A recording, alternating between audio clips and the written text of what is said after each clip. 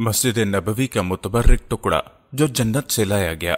मस्जिद नबवी में मौजूद जन्नत का एक टुकड़ा मस्जिद नबवी का चप्पा चप्पा, गोशा गोशा, मुकद्दस और मुतहर और इतर बेज हवाओं से मुश्कबार है। आज दौरे नबूवत का सारा शहर मदीना मस्जिद नबवी में शामिल हो चुका है।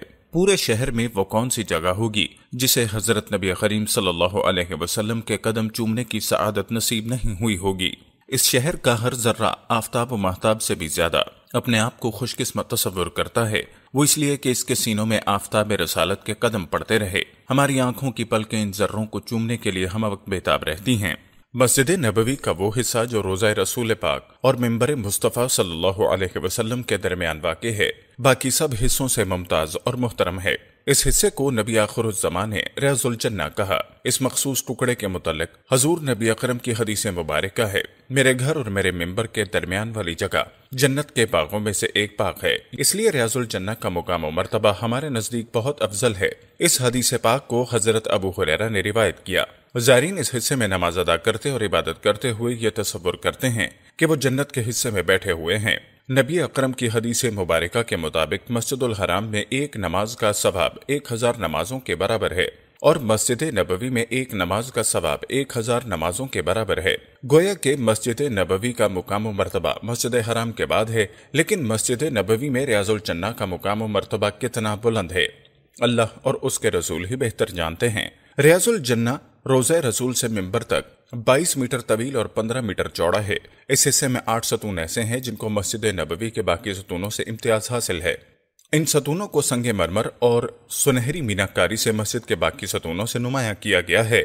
ये सतून रोज़ा अनवर की मगरबी दीवार के साथ मुमताज कर दिए गए हैं जो रियाज़ुल जन्ना के अंदर वाक़े हैं। इन मुतबर्रक सतूनों की तफसील अब आपको बताते हैं। सतून खनाना मिंबर रसूल के नजदीक वाक़े है।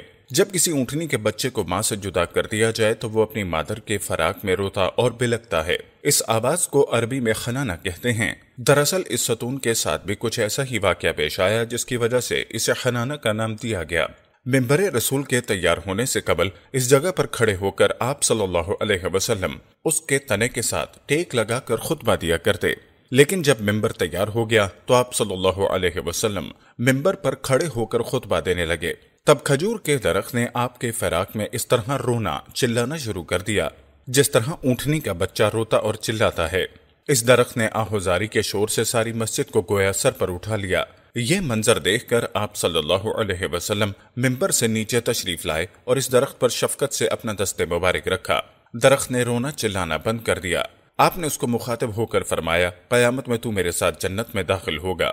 इस दिलासे के बाद उस दरख्त ने रोना चिल्लाना बंद कर दिया। जब खजूर का तना खुश्क हो गया तो उसे उसी जगह दफन करके एक सतून खड़ा कर दिया गया। उसी को खनाना कहते हैं। आप सल्लल्लाहु अलैहि वसल्लम का फरमान है, अगर मैं इस दरख्त को दिलासा न देता तो यह क़यामत तक किसी तरह रोता रहता और आहोजारी करता रहता।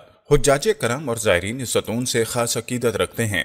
सतून आयशा रोज़ा रसूल की जानिब से चलें तो रास्ते में आने वाला तीसरा सतून सतून आयशा कहलाता है। रसूल करीम ने अपने हयात मुबारका में फरमाया था, इस मस्जिद में एक ऐसी मुतबर्रिक जगह मौजूद है कि अगर लोगों को उसकी फजीलत और नमाज पढ़ने के सवाब का अंदाजा हो जाए तो वहाँ नमाज पढ़ने के लिए लोग कुरानदाजी और लंबी लंबी कतारें लगाकर अपनी बारी का इंतजार करें। मगर आपने इस जगह की निशानदही नहीं फरमाई। आपके वसाल के बाद असहाब ने हजरत आयशा से दरख्वास्त की कि उस जगह की निशानदही फरमाए, लेकिन आपने इनकार कर दिया। लेकिन कुछ अरसा गुजरने के बाद हजरत अब्दुल्ला इब्न जुबैर के इसरार पर हजरत आयशा ने उस जगह की निशानदही फरमा दी। उस हदीस के रावी खुद हजरत आयशा ही हैं। हजरत अबू बकर और हजरत उमर उस जगह अक्सर नमाजें अदा फरमाते। इस जगह जो सतून खड़ा किया गया वो हजरत आयशा के नाम से मौसूम है। सतून अबी लुबाबा रोज़ा रसूल के बिल्कुल सामने सतून अबी लुबाबा वाक़े है, जिसे सतून तौबा भी कहते हैं। इस सतून की वजह तस्मिया कुछ इस तरह है कि जब मुसलमान मक्के से हिजरत करके मदीने आए तो वहाँ पहले ही यहूदी काफी तादाद में आबाद थे। मुसलमानों ने उनसे अमन मुआहिदा कर लिया, लेकिन यहूदियों ने मुआहिदे की पासदारी न की और उसे तोड़ दिया। नतीजतन अल्लाह और नबी करीम ने सख्त बरहमी का इजहार किया। अल्लाह की तरफ से हुक्म नाजिल हुआ कि अमन मुआहिदे की हदें पामाल करने वाले यहूदियों को कत्ल कर दिया जाए। हजरत अबी लबाबा मदीने के पुराने रहायशी थे। उनके यहूदी कबीला बनु कुरैज़ा से दोस्ताना मरासिम थे।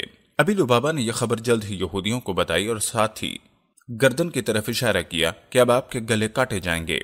بعد میں ابی لبابہ کو اپنی اس غلطی کا احساس ہو گیا کہ انہیں ایسا نہیں کرنا چاہیے تھا۔ اپنی اس غلطی پر وہ اتنے شرمندہ ہوئے کہ احساس ندامت سے زمین میں جا گڑے۔ انہوں نے اپنے آپ کو اللہ اور رسول کا مجرم گردانتے ہوئے مسجد نبوی میں ایک درخت کھجور کے ساتھ رسیوں سے باندھ دیا، پھر اللہ کی بارگاہ میں گڑ گڑا کر اپنی غلطی کی معافی مانگنے لگے۔ ان کا کہنا تھا جب تک اللہ مجھے معاف نہیں کرے گا میں اسی طرح اپنے آپ کو رسیوں سے باندھے رکھوں گا۔ صحابہ کرام نے آپ صلی اللہ علیہ وسلم سے درخواست کی کہ آپ ابی لبابہ کی معافی کے لیے بارگاہ الہی میں دعا فرمائیے۔ آپ نے فرمایا اگر ابی لبابہ خود کو باندھنے سے قبل میرے پاس آتے اور اللہ سے معافی کی درخواست کرتے تو میں ان کے لیے معافی اور استغفار کی دعا کرتا۔ اب تو انہوں نے رسیوں سے اپنے آپ کو باندھ لیا ہے، اب یہ معاملہ براہ راست اللہ اور ان کے درمیان ہے۔